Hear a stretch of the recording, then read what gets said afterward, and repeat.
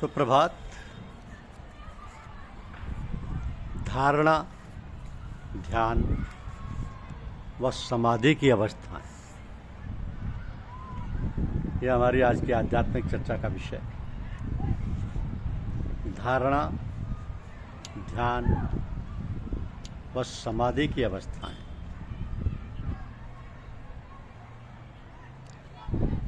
अष्टांग योग प्राचीन काल से प्रभु प्राप्ति का प्रचलित मार्ग है, जिसमें यम, नियम, आसन, प्राणायाम, प्रत्याहार, धारणा, ध्यान और समाधि, ये 8 अंग हैं। इनका क्रमशः धीरे धीरे लंबे काल तक अभ्यास करना पड़ता है। तो इसमें समय, एकांत, खान पान और रहन सहन की विशेष सावधानी बरतनी पड़ती है। युग बदलते गए, समय परिवर्तित होता गया, मनुष्य के रहन सहन व भरण पोषण के साधन भी बदलते गए और तब अष्टांग योग की साधना भी अपना रूप रंग बदलने को विवश होती है। यम, नियम, आसन, प्राणायाम और प्रत्याहार बहिरंग साधन है, जिनके द्वारा हम शुद्ध होकर शनै शनै आंतरिक साधना यानी ध्यान, धारणा और समाधि की अवस्थाओं को प्राप्त करने योग्य बनते हैं। निस्संदेह यह साधना पद्धति पूर्ण और स्थायी लाभ प्राप्त करने का उत्तम साधन है, किंतु अब समय बदल गया तथा लोगों का स्वास्थ्य, खान पान व रहन सहन इस प्रकार का नहीं रह गया कि वो ये सब कर सकें। इसलिए संत महात्माओं ने समय की गतिविधि को देखकर छोटा शॉर्टकट मार्ग ढूंढ निकाला, जिसमें ना तो अधिक समय लगाना पड़ता और ना ही खान पान पर विशेष ध्यान देना पड़ता है।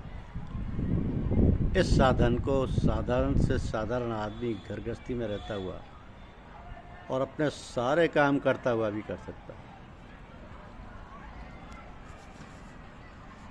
व्यक्ति ये नहीं जानता कि वो चाहता क्या है। वो कभी कुछ चाहता है, कभी कुछ। केवल थोड़े ही गिने चुने ऐसे व्यक्ति हैं जिनके अंतर में प्रबल इच्छा है अपने और संसार के रहस्य को जानने की। केवल कुछ ही लोग हैं जो ये विचारते हैं कि हम कौन हैं, कहाँ से आए हैं, क्यों आए हैं, कहाँ जाएंगे, संसार क्या है, किसने बनाया है इत्यादि।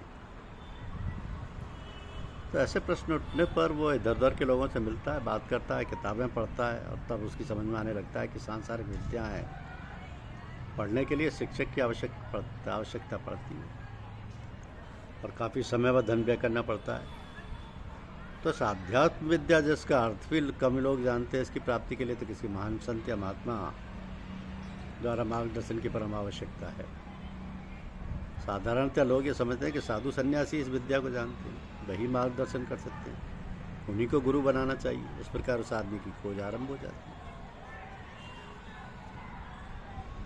अब साधना पद्धति पूर्ण और स्थायी लाभ प्राप्त करने का उत्तम साधन है, किंतु अब समय बदल गया। लोगों का स्वास्थ्य, खान पान पर रहन सहन इस प्रकार का नहीं रह गया कि वे सब कर सकें।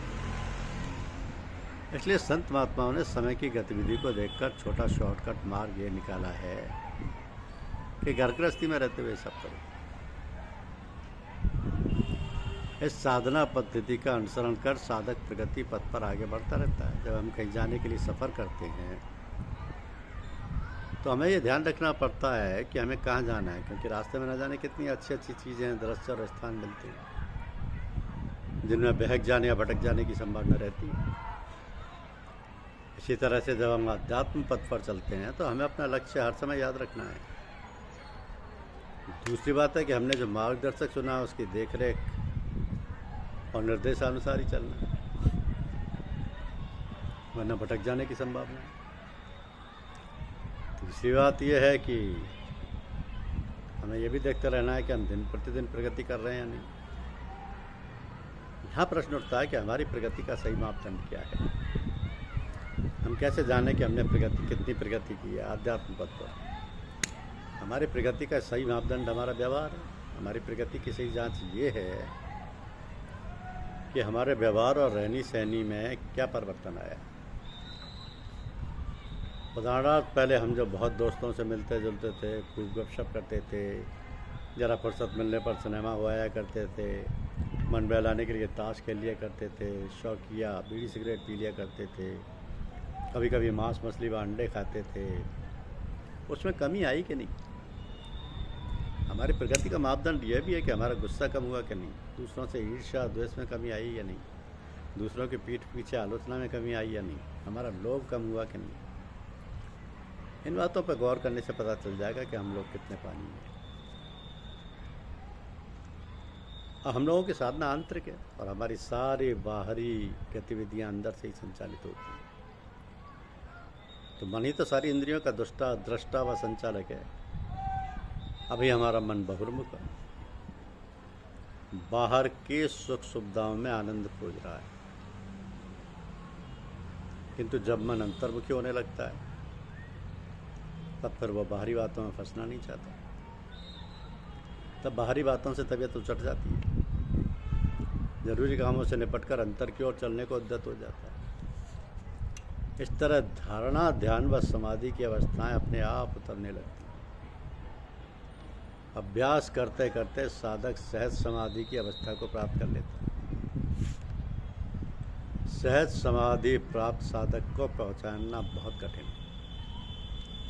उसका रहन सहन तो साधारण लोगों की तरह ही होता है, किंतु अंतर में वो बिल्कुल शांत और आनंद की अवस्था में रहता है। बाहरी कोई कार्यकलाप उसकी शांति भंग नहीं कर सकता। इसी अवस्था को गीता की भाषा में स्थित प्रज्ञ की अवस्था कहती है।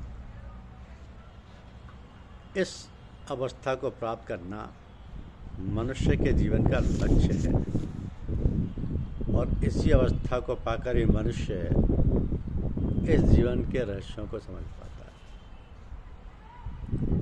धन्यवाद। YouTube चैनल को लाइक और सब्सक्राइब अवश्य कीजिए। शुक्रिया।